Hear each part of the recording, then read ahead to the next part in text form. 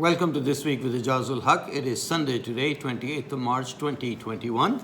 The headlines first. The Russian Foreign Minister Sergei Lavrov suggests abandoning the US dollar. China and Iran sign a 25-year cooperation agreement involving $400 billion investment in Iran. India, Pakistan, Detente, is it possible? Ashraf Ghani, the president of Afghanistan, is he trying to sabotage the peace talks? A massive tanker has run aground in the Suez Canal, blocking the entire traffic from both sides. New York Times, in its front page articles, has advised President Biden to cut the tough talk on China. And PM Khan's Naya Pakistan Housing scheme is in full swing. PM's advisor on petroleum has been sacked. Then we'll have a financial roundup and some more news. Now, the Russian foreign minister was visiting China and met with the Chinese foreign minister, suggested that in order to end the US hegemony, the countries devise a mechanism of either currencies of 3 or 4 countries or just trade in own currencies in order to avoid dollar. Now, many countries that have tried to do this in the past have paid a heavy price, including Saddam Hussein and Colonel Gaddafi of Libya. And I think, but these are neither Russia nor China or Saddam Hussein or Gaddafi. So I think already a number of trades are taking place in non-US dollar currencies. So it remains to be seen what impact it has on the US dollar in the long term. Now, China and Iran signed a 25-year agreement by which Iran will supply to China its oil at heavily reduced prices, but China assures itself of 25-year uninterrupted supply and outside the sanctions, as it is like a barter trade deal. And China, in return, will invest $400 billion in Iran in various projects, infrastructure as well as others. And so Iran will get the money, will see the development, will create new jobs. So both countries benefit. Now, the third country that is likely to benefit is Pakistan, because this oil has to be shipped to China, and the cheapest, most economical, and the safest route is through Pakistan, as Pakistan has the extensive network of high-quality motorways, and it can be trucked, or perhaps China will build a pipeline and take it to Urumqi and then refine it there and ship it to the rest of the country.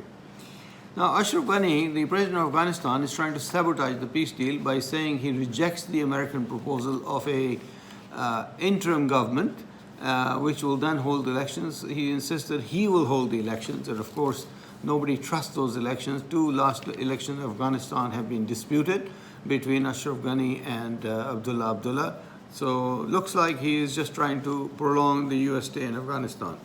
But that could have serious consequences for the United States and for Afghanistan, Now, a massive tanker, it's called Evergreen and also known as Evergiven, is stuck in the Suez Canal right across the canal, and it's blocking traffic from both sides. There are more than 100 ships waiting north and south of the canal trying to pass, and the impact is as far back as Los Angeles port, where containers are piling up for shipment but are not being taken to the area.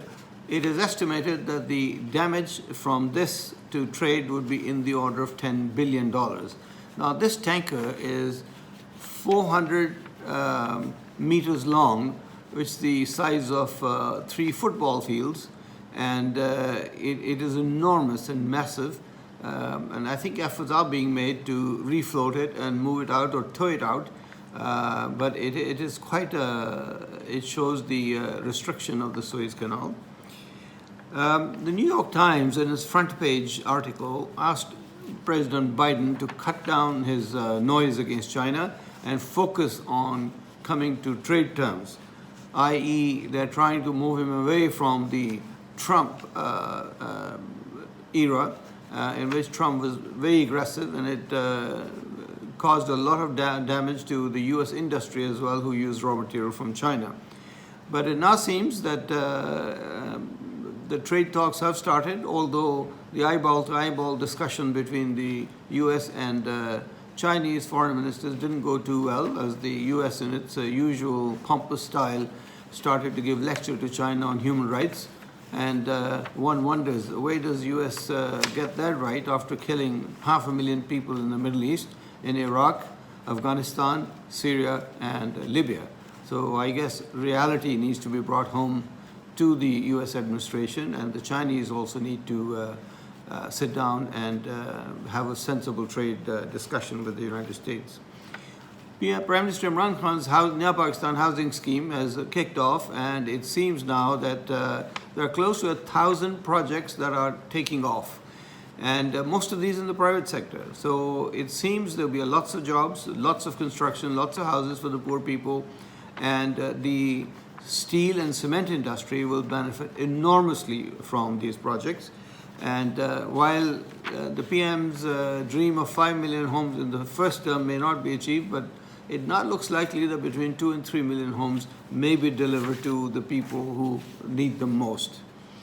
The Prime Minister has sacked his advisor on petroleum because of the petroleum scandal last November, when the government reduced the prices, but the petrol disappeared from the pumps. A serious inquiry is underway and criminal charges will be laid. The financial roundup, the S&P 500 was even, FTSE was even this week, Nasdaq was down 1.2%, and so was the Mumbai Stock Exchange. Shanghai was down 1%, and Pakistan Stock Exchange was up 1.4%. Now, the Pakistan rupee against the dollar is now at around 154, and so it's stabilizing. It's come down from 168 a few months ago. Now, the $10 billion nuclear power project for Karachi, the K2 and K3, K here stands for Kanab, not the K2 mountain. But Karachi's first nuclear reactor was called Kanab 1. Now, this is Kanab 2 and Kanab 3, 1,100 megawatts each. So Kanab 2 has gone live.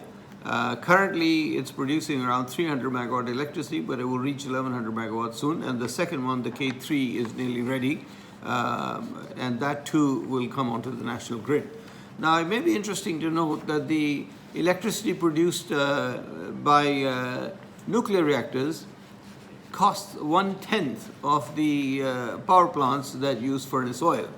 And the hydroelectric power plants cost about twice as much as the nuclear. However, the nuclear plants take long to set up, but at least it uses indigenous raw materials and does not have to rely on imported oil. Now, finally, the Pakistan's cricket team has left for South Africa. They will play 3 one-day and 4 T20 matches. The first match starts on the 4th of April. A sad note, Pakistan's famous playwright Hasina Moin passed away this week. She was 80. She lost her fight with breast cancer. She was one of the most amazing playwrights in Pakistan television history. She wrote some famous plays like Tanhaiyan, Uncle Urfi, Ankahi, Parchai, Dhoop Kinare. She also wrote dialogue for Raj Kapoor's film Henna, but then she later requested it to be held back as there were some tensions between India and Pakistan. So that's all for this week. Have a good week, and I will see you next week. And if you like this vlog, please subscribe to it and press the bell icon so you get the latest updates, and share with your friends. And also, please do comment and give me your suggestions. I have been approached by a friend who is a member of APNA, the Physicians Association in America, and he says that they are looking forward to receiving this on a weekly basis. So I hope it will be circulated to all their members. Take care, be safe, and we'll meet next week. Goodbye.